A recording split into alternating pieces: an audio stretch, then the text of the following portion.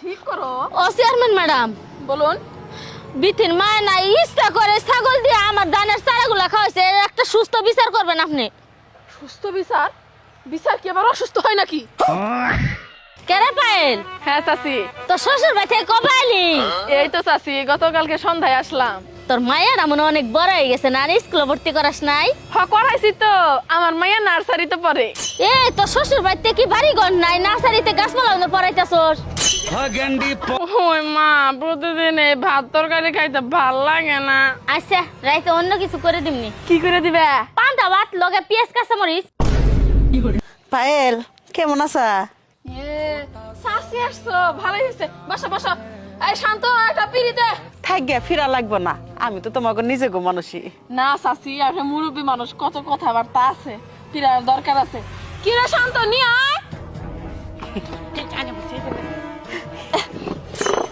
আল্লাহ, এইবার কোন চাচি কি কইতে চাইছিলেন?